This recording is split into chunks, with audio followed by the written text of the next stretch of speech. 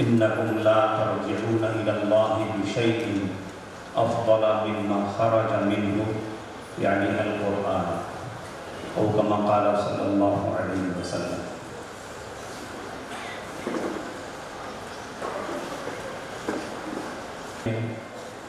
شرکت کر کے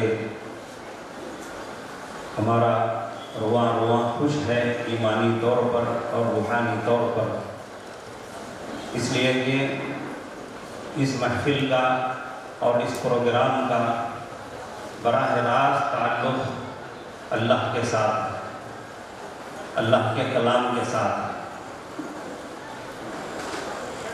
معزز حاضرین جلسہ و خواتین،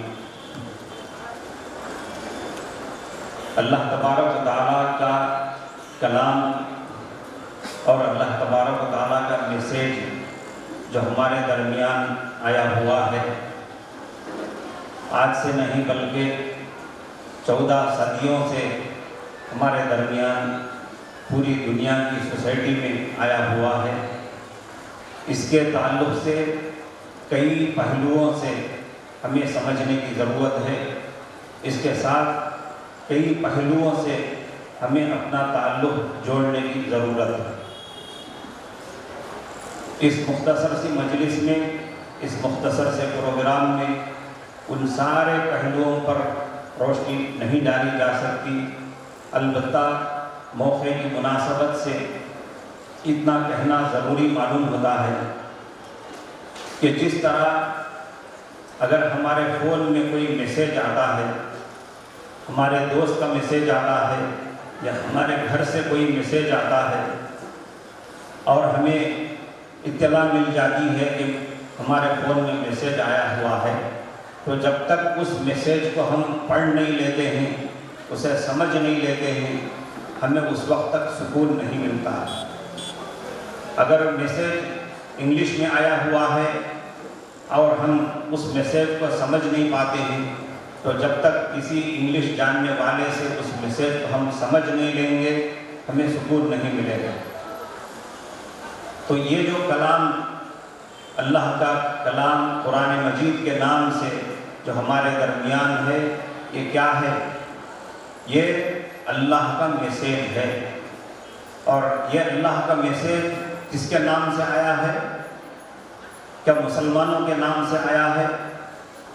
ہمیں سمجھنا چاہیے کہ اللہ کا یہ میسیج مسلمانوں ہی کے لیے نہیں ہے بلکہ پوری انسانیت کے لیے ہے۔ شہر رمضان الذی انزل فیہ القرآن ھدی للناس۔ قرآن کریم کے متعلق کیا فرمایا گیا؟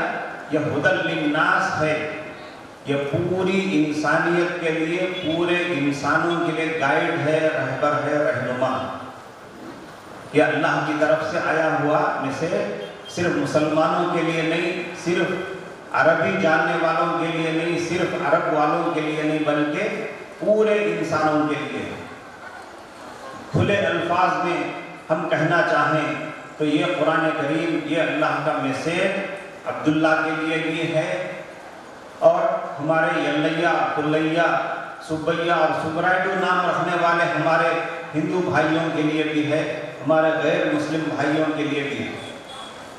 کیونکہ غیر مسلم بھائی جن کو ہم غیر کہہ کر الگ کر دیتے ہیں، کیا یہ انسان نہیں ہے؟ کہ یہ آدم کے اولاد نہیں ہے؟ کیا یہ حضرت نبی کریم صلی اللہ علیہ وسلم کے امتی نہیں ہے؟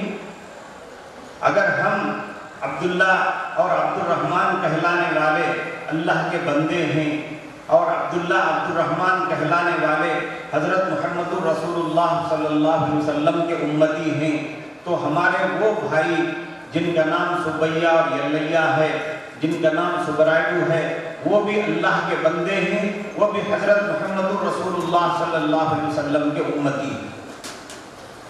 جب وہ بھی حضرت محمد رسول اللہ صلی اللہ علیہ وسلم کے امتی ہیں، تو حضرت نبی کریم صلی اللہ علیہ وسلم ان کے بھی رہنما ہیں، ان کے بھی رہبر ہیں۔ قرآن کریم میں وَلَقَدْ يَسَّرْنَا الْقُرْآنَ لِلذِّكْرِ فَهَلْ مِن مُدَّكِرٍ، اللہ نے ایک ہی سورے میں 4 مرتبہ دوہرا کر اس کو بیان فرمایا۔ اس میں اللہ کیا فرماتے ہیں؟ ہم نے قرآن کریم کو خوب آسان کر دیا ہے سمجھنے کے لیے۔ کیا ہے تمہارے درمیان کوئی سمجھنے والا؟ یہ اللہ کی طرف سے سوال ہے جو 4 بار ایک ہی سورہ میں دہرایا گیا ہے۔ کیا اس کا جواب دینا ہمارے ذمہ ضروری نہیں ہے؟ کیا وہ خاموش صرف سوال سنتے رہ جائیں؟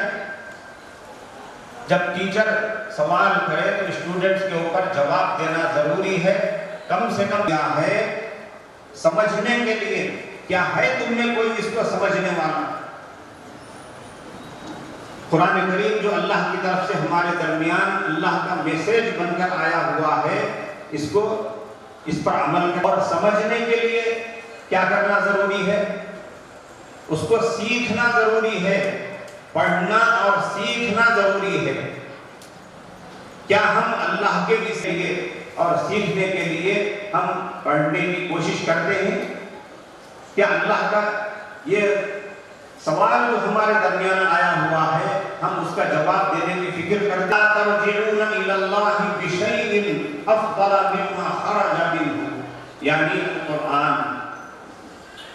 جیسا کہ اس جلسے کا، اس پروگرام کا مقصد پیش کیا گیا ہے، رجوع الی القرآن کے عنوان سے اس حدیث کے اندر یہی بات بتلائی گئی ہے۔ رجوع الی القرآن کا مقصد کیا ہے؟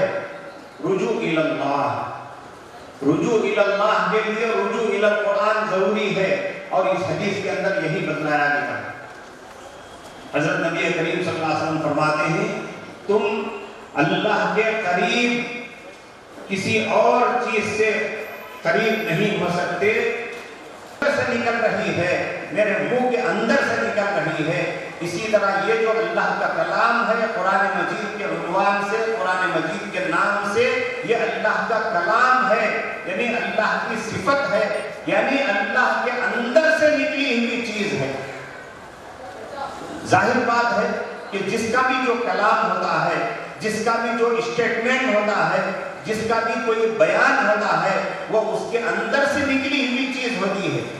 تو یہ قرآن مجید، یہ اللہ کا کلام اللہ کی ہستی میں سے نکلی ہوئی چیز ہے۔ حدیث کا مفہوم اور حدیث کا مطلب بالکل ظاہر ہے کہ اللہ کے اندر سے نکلی ہوئی چیز کا سہارا لیے بغیر ہم کسی اور چیز سے اللہ کے قریب نہیں ہو سکتے۔ ہم سمجھتے ہیں کہ قرآن کریم میں کیا ہے، عام طور پر یہی سمجھا جاتا ہے کہ قرآن کریم کے اندر کیا ہے، نماز روزے کے مسائل ہیں، حج اور زکوٰۃ کے مسائل ہیں، کچھ خیر خیرات کے مسائل ہیں، کچھ عبادتوں کے فضائل ہیں۔ بے شک نماز کے قرآن کریم کے اندر نماز روزے کے فضائل ہیں، زکوٰۃ اور حج کے فضائل اور مسائل ہیں، لیکن جب ہم قرآن کریم کا مطالعہ کریں گے تو ہم حیران رہ جائیں گے کہ قرآن کریم کے اندر کیسی کیسی سائنس کی چیزیں بیان کی گئی ہیں۔ ابھی چند دن پہلے بمبئی کے ایک پروگرام میں ہمارے انڈیا کے چیف جسٹس کا بیان تھا، چیف جسٹس کا پروگرام تھا۔ انہوں نے اپنے بیان کے اندر، یہ کوئی معمولی انسان نہیں ہے، چیف جسٹس آف انڈیا ہیں، اپنے بیان کے اندر انہوں نے سورہ مائدہ کی ایک آیت کریمہ کا حوالہ دیتے ہوئے بیان کیا ہے، یا ایھا الذین آمنوا کونوا قوامین شہداء، اے ایمان والو تم اللہ کے لیے انصاف قائم کرنے والے بن جاؤ۔ چیف جسٹس کا فریضہ کیا ہوتا ہے؟ چیف جسٹس کی ڈیوٹی کیا ہوتی ہے؟ مظلوموں کو حق دلانا، مظلوموں کو انصاف دلانا، ظالموں کو سزا دلانا، یہی تو ان کی ڈیوٹی ہوتی ہے۔ اس لیے انہوں نے چنا بھی تو قرآن کریم کی اسی آیت کو چنا ہے جس کے اندر انصاف دلانے کی بات بیان کی گئی ہے، جس کے اندر انصاف کو قائم کرنے کی بات کہی گئی ہے۔ یہ کوئی معمولی بات نہیں ہے، پورے ملک کا ایک ایسا انسان جس کی کوئی مخالفت نہیں کر سکتا ہے.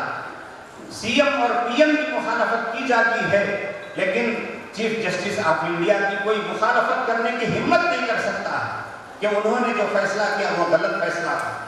ایسا انسان، ایسا پاورفل اور ایسا وزندار انسان بیان کر رہا ہے. کس کا حوالہ دے کر؟ کسی اپنی مذہبی کتاب کا حوالہ دے کر نہیں.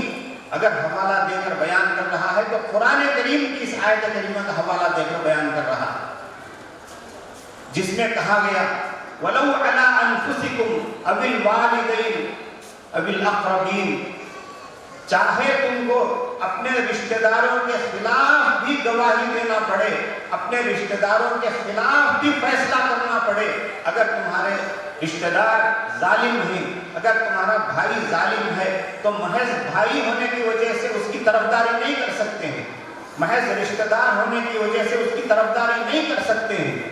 انصاف سے کام لیتے ہوئے اگر اپنے رشتہ داروں کے خلاف بھی گواہی دینا پڑے، اگر اپنے رشتہ داروں کے خلاف بھی فیصلہ کرنا پڑے، فیصلہ کرنا چاہیے اللہ کو دیکھتے ہیں. کیا اس سے ہمیں اہمیت معلوم نہیں ہوتی ہے قرآن کریم کی؟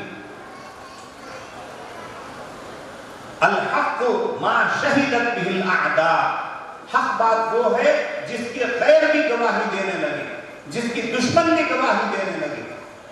معلوم ہوا کہ قرآن دنیا کا سب سے بڑا حق ہے، قرآن دنیا کی سب سے بڑی سچائی ہے جس پر کوئی چاہے نہ چاہے اس کو دل سے ایمان رکھتا ہے. حضرت نبی کریم صلی اللہ علیہ وسلم کے گھر کے پاس آدھی رات میں وہ لوگ جو آپ کی مخالفت کرتے تھے چھپے چھپے تنہائی میں قرآن سننے کے لیے آتے تھے، جن کو آج ہم ابو جہل کہتے ہیں، ابو لہب کہتے ہیں، ایسے دشمنان اسلام آدھی رات میں چھپے چھپے حضرت نبی کریم صلی اللہ علیہ وسلم کے گھر کے پاس آتے تھے. اس لیے قرآن سننے کے لیے. ابو جہل اور ابو لہب کے پاس قرآن کی عظمت تھی. اللہ ہمیں معاف فرمائے کہ آج ہمارے پاس قرآن کی وہ اہمیت نہیں ہے. وہ لوگ جو اسلام سے دور ہیں، اپنے آپ کو مسلمان کہنے کے لیے تیار نہیں ہیں، لیکن آج ہم دیکھتے ہیں کہ وہ قرآن کریم کا مطالعہ کر رہے ہیں. قرآن کریم کو اللہ تبارک و تعالیٰ نے کس لیے نازل فرمایا؟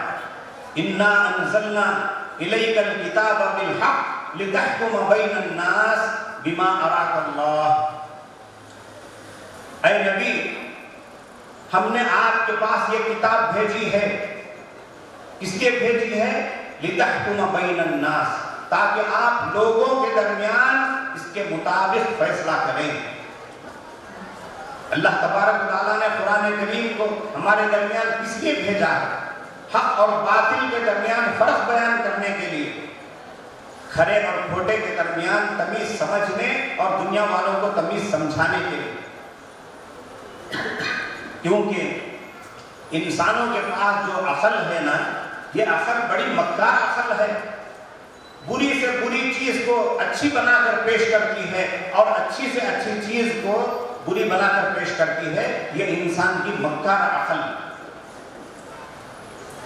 آپ نے سنا ہوگا جاپان کے ہیروشیما اور ناگاساکی علاقے میں امریکہ نے بمباری کی تھی 70-80 سال پہلے، جس کے نتیجے میں لاکھوں کے لوگ ہلاک ہو گئے اور لاکھوں کے لوگ اپاہج ہو گئے. کیا یہ کوئی اچھا واقعہ ہوا تھا؟ لاکھوں کے لوگ ہلاک ہو گئے. کیا یہ کوئی اچھی بات ہے یا بری بات ہے؟ مگر امریکہ نے کیا کہا؟ میں نے جو کام کیا ہے وہ اچھا کیا ہے. ہیروشیما اور ناگاساکی پر میں نے نیوکلیئر بام کا تجربہ کر کے اچھا کام کیا ہے. اور اس کے اوپر اس نے دلیل بھی دی، جیسے شیطان نے دلیل دی تھی میں آدم علیہ السلام کے سامنے سجدہ نہیں کیا. کیوں سجدہ نہیں کیا بھائی؟ شیطان اس کو اچھا کام بتایا. اللہ کی نافرمانی کر کے آدم علیہ السلام کے سامنے سجدہ نہ کر کے اس کے اوپر شرمندہ نہیں ہوا، بلکہ اس کو اچھا کام بتایا اور اس کے اوپر دلیل بھی پیش کی. خلقتنی من نار وخلقتہ من طین، تو نے انگار سے پیدا کیا اور آدم کو مٹی سے پیدا کیا۔ انگار پاورفل چیز ہے، مٹی کے اندر کوئی پاور نہیں ہے۔ انگار نیچے جلاؤ تو اس کا اثر اوپر جاتا ہے، مٹی کو اوپر بھی اچھالو تو نیچے آ جاتی ہے۔ اوپر سے نیچے آ جانے والی چیز بہتر ہے یا نیچے سے اوپر جانے والی چیز بہتر ہے؟ اوپر جانے والی چیز نیچے جانے والی چیز کے سامنے کیسے جھک سکتی ہے؟ شیطان نے یہ دلیل پیش کی۔ اسی طرح امریکہ نے بھی یہ دلیل پیش کی کہ میں اگر بمباری نہیں کرتا تو جو وہاں سول وار چل رہی تھی، جو خانہ جنگی چل رہی تھی، اس کے نتیجے میں 4 لاکھ لوگ مر سکتے تھے۔ میں نے بمباری کی، سول وار ختم ہو گئی، خانہ جنگی ختم ہو گئی، 4 لاکھ مرنے والے 2 لاکھ ہی مرے۔ بتاؤ، 4 لاکھ مرنے والے تھے، میرے بمباری کے نتیجے میں سول وار ختم ہو گئی، 2 لاکھ ہی مرے ہیں، 2 لاکھ بچ گئے ہیں۔ بتاؤ یہ اچھی بات ہے نہیں ہے؟ یہ انسان کی مکار عقل ہے جو ایسے فیصلے کرتی ہے۔ اور انسانوں کے پاس جو بھی عقل ہے، جو بھی علم ہے، وہ یکساں نہیں ہے۔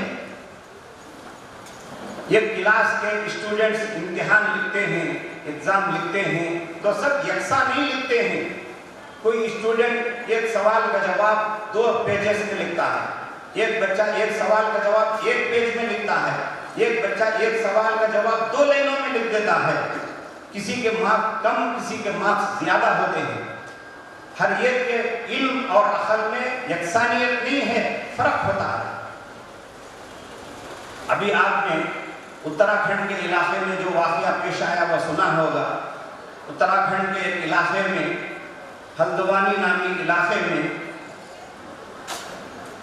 کورٹ کی طرف سے فیصلہ آ گیا کہ یہ زمین جس کے اوپر آپ لوگ رہتے ہیں، 70-80 ہزار لوگ رہتے ہیں، 7 دن کے اندر خالی کر دینا چاہیے، ورنہ بلڈوزر لا کر فورس کے ساتھ سب ختم کر دیں گے، قیامت برپا کر دیں گے۔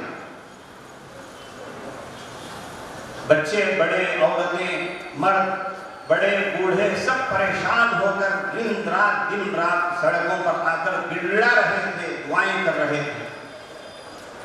سپریم کورٹ کی طرف رجوع ہوئے، سپریم کورٹ سے اسٹے آ گیا اور سپریم کورٹ سے اتراکھنڈ کی کورٹ کو پھٹکارا گیا اور کہا گیا کہ 7 دن کے اندر آپ لوگ 80-90 ہزار لوگوں کو بے گھر کر رہے ہیں، ان کا ریہیبلیٹیشن کیے بغیر، ان کی باز آباد کاری کیے بغیر، ان کو ایک مناسب جگہ پہنچائے بغیر، ان کو ایک اچھی جگہ آباد کیے بغیر، ان کو 7 دن کے اندر جگہ خالی کر دینے کے لیے، گھر چھوڑ دینے کے لیے کہہ رہے ہیں۔ یہ کوئی انسانیت والی بات ہے؟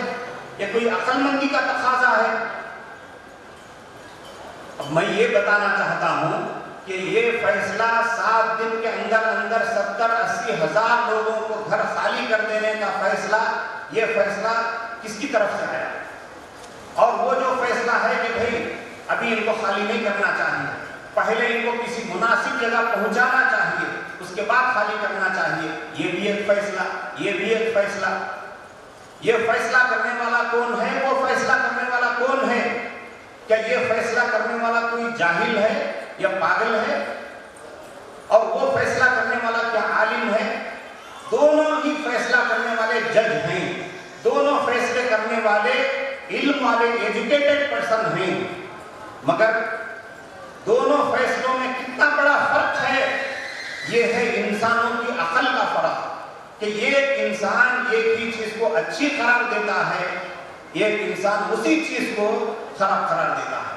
ایک کا فیصلہ کچھ اور، دوسرے کا فیصلہ کچھ اور، ایک کا فیصلہ ظالمانہ، دوسرے کا فیصلہ عادلانہ۔ یہ فرق ہوتا ہے انسانوں کی عقلوں میں۔ اس لیے اللہ تبارک و تعالیٰ نے انبیاء کرام کا سلسلہ چلایا اور لوگوں کو بتایا کہ تمہاری عقلوں کے فیصلے، تمہارے دماغوں کے فیصلے تم اپنے جیب میں رکھو، تم اپنی عقل کی بنیاد پر فیصلے مت کرو۔ میرے انبیاء کرام کے ذریعے میرا جو میسیج تمہارے پاس آتا ہے، اس میسیج کے ذریعے سے تم کو فیصلہ کرنا چاہیے۔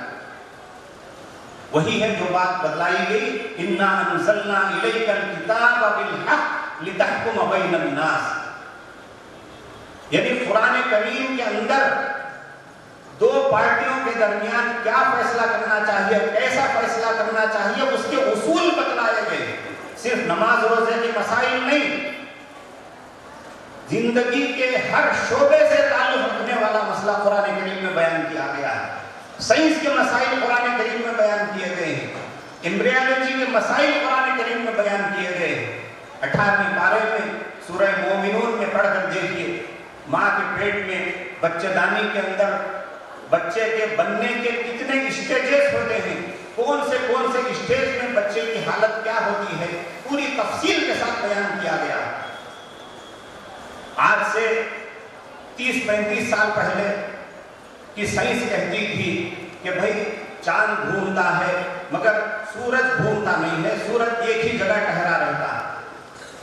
جس طریقے سے یہ فیان ہے، یہ فیان ایک ہی جگہ ٹھہرا ہوا ہے، گھوم رہا ہے مگر ایک ہی جگہ ٹھہرا ہوا ہے، ادھر سے ادھر نہیں جا رہا ہے، ادھر سے ادھر نہیں آ رہا ہے، ایک ہی جگہ کھڑے ہوا ہے، ایک ہی جگہ ٹھہر کر پھر رہا ہے. آج کی سائنس کیا بولتی ہے؟ آج کی سائنس بولتی ہے نہیں بھی سورج بھی چل رہا ہے، سورج اپنی جگہ ایک جگہ ٹھہرا ہوا نہیں ہے، سورج بھی چل رہا ہے. 30-35 سال کی سائنس الگ تھی، آج کی سائنس الگ ہے. قرآن کریم میں 1400 سال پہلے کہہ دیا گیا وَالشَّمْسُ تَجْرِي لِمُسْتَقَرٍّ لَهَا، سورج بھی اپنے مدار کے اوپر، اپنے آربٹ کے اوپر چل رہا ہے. سورج ٹھہرا ہوا نہیں ہے ایک جگہ، سورج چل رہا ہے اپنے مدار کے اوپر، اپنی منزل کی طرف چل رہا ہے. یعنی آج کی سائنس جو بول رہی ہے 1400 سال پہلے ہمارا قرآن کریم وہ چیز بتا چکا ہے. یہ صرف ایک جھلک ہے. قرآن کریم کے اندر ایسی بے شمار سائنس کی باتیں ہیں، میڈیکل سائنس کی باتیں ہیں، ایگریکلچر سائنس کی باتیں ہیں، کمپیوٹر سائنس کی باتیں ہیں. سائنس سے تعلق رکھنے والے بہت سارے مسائل قرآن کریم میں بیان کیے گئے ہیں. مگر ہم کو یہ حقیقت کب سمجھ میں آئے گی؟ جبکہ ہم قرآن کریم پڑھیں گے، قرآن کریم سمجھیں گے، قرآن کریم کے اندر غور و فکر کریں گے، تب جا کر یہ ساری باتیں ہمیں سمجھ میں آئیں گی. آج کل کے کئی بڑے سائنسدان قرآن کریم کو پڑھ کر، اس کو سمجھ کر، اس کے اندر تدبر و تفکر کر کے اسلام قبول کر چکے ہیں. کسی نے ان کے پاس جا کر دعوت نہیں دی کہ اسلام قبول کرو، کلمہ پڑھ لو، نہیں، بغیر کسی کی دعوت کے وہ اسلام قبول کر چکے ہیں. کیوں قبول کر چکے ہیں؟ قرآن کریم کو پڑھنا انہوں نے شروع کی. انہوں نے سوچا کہ بھئی قرآن کریم کیسی عجیب و غریب کتاب ہے، دنیا کے ہر چپے کے اندر ہے. کوئی بھی مذہب دنیا کے ایک علاقے کے اندر رہتا ہے، دوسرے علاقے میں نہیں. ایک ملک کے اندر ہے وہ مذہب دوسرے ملک کے اندر نہیں ہے. لیکن یہ مذہب اسلام کیسا عجیب و غریب مذہب ہے کہ دنیا کے ہر چپے کے اندر ہے، اور اس کا سر چشمہ قرآن کریم ہے. تو قرآن کریم کو پڑھ کر دیکھنا چاہیے، اس کو سمجھ کر دیکھنا چاہیے. جب انہوں نے پڑھنا سمجھنا شروع کیا تو پڑھ کر سمجھ کر وہ حضرت نبی کریم صلی اللہ علیہ وسلم کو آخری پیغمبر ماننے پر اور اللہ کو ایک اکیلا خدا ماننے پر مجبور ہو گئے. آج اگر ہم دور ہیں، قرآن کریم سے دور ہیں، تو بس مسلمان ہی دور ہیں. دنیا کے دوسرے سارے پڑھے لکھے لوگ اسے پڑھ رہے ہیں، مطالعہ کر رہے ہیں، اگر ہم دور ہیں تو بس مسلمان ہی دور ہیں. وقال الرسول یا رب ان قوم اتخذوا هذا القرآن مہجورا. اللہ تبارک و تعالیٰ کے پاس حضرت نبی کریم صلی اللہ علیہ وسلم قیامت کے دن یہ شکایت کریں گے کہ اے اللہ، جو قرآن کریم آپ نے مجھے دیا تھا میں نے آپ کی امانت آپ کے بندوں تک پہنچا دی، مگر انہوں نے اسے چھوڑ دیا ہے. تو آپ ان کو پکڑ لیجیے، مجھے مت پکڑیے، میں نے تو آپ کی امانت ان تک پہنچا دی، انہوں نے چھوڑ دیا ہے تو وہ جانے، آپ ان کو پکڑیں. جب اللہ قیامت کے دن ہم سے پوچھیں گے کہ بھئی یہ قرآن کریم جو میرا میسیج تمہارے پاس آیا تھا تم نے اس پر توجہ نہیں دی، تو ہم کیا جواب دیں گے؟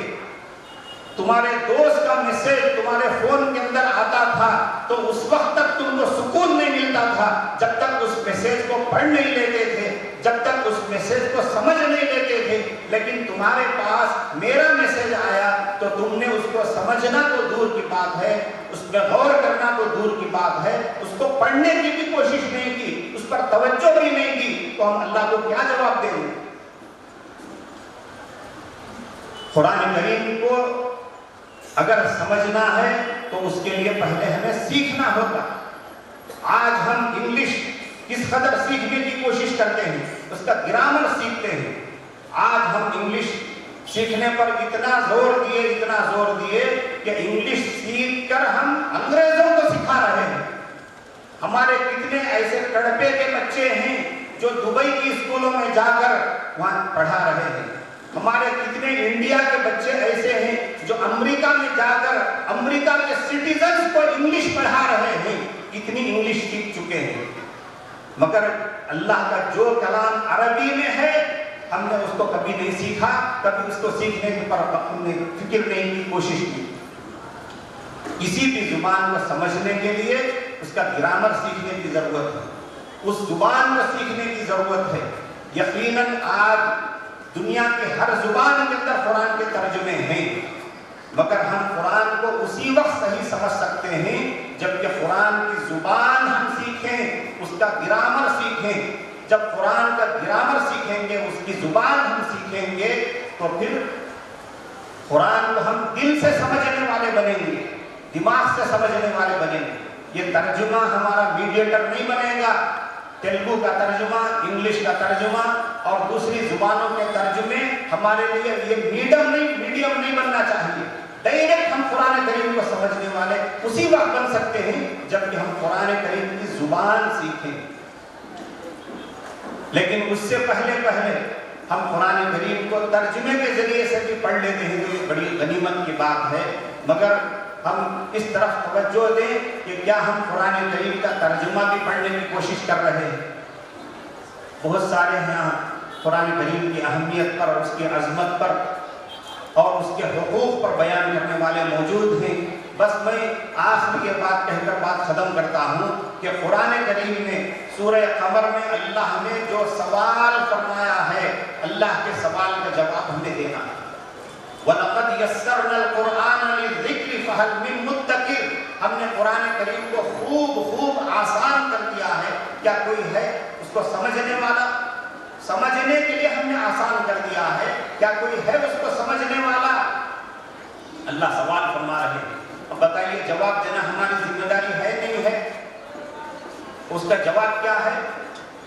اس کا جواب یہی ہے کہ ہم قرآن کریم کو سیکھنے والے، سمجھنے والے، اس میں تدبر اور غور و فکر کرنے والے بنے، تبھی جا کر اس کے اوپر عمل کرنا ہمارے لیے آسان ہو سکتا ہے۔ بتائیے بھائی اللہ کے سوال کا جواب دیں گے نہیں دیں گے؟ کیا شہابدین؟ وہ جواب دینا کیا ہے؟ اس کو سیکھنے کی فکر کرنا ہے۔ اسی مجلس کے اندر عہد کیجئے کہ ہم آج ہی سے قرآن کریم کو سیکھنے اور سمجھنے کا پروگرام بنائیں، کل سے نہیں، آج ہی سے۔ آج کسی ایک معتبر عالم کے پاس جا کر ہم کہیں گے کہ بھائی میں قرآن سیکھنا چاہتا ہوں، قرآن کو سمجھنا چاہتا ہوں، مجھے وقت دیجئے، مجھے ایک پروگرام بنا کر دیجئے۔ بولیے آج سے ہی کام شروع کریں گے نہیں کریں گے؟ اللہ ہم سب کو کہنے سننے سے زیادہ عمل کی توفیق عطا فرمائے۔ اللہ ہم سب کو قرآن کریم سیکھنے اور سمجھنے کی توفیق عطا فرمائے۔ آخر میں جماعت اسلامی ہند کے ذمہ دار حضرات کو مبارکبادی دیتا ہوں جنہوں نے اللہ کے بندوں کو اللہ سے جوڑنے کے لیے یہ رجوع الی القرآن کی مہم چلائی ہے۔ اللہ ان کے اس کارنامے کو قبول فرمائے اور اللہ ان کے مقصد کو پورا فرمائے۔ صلی اللہ تعالی وسلم علی سیدنا محمد۔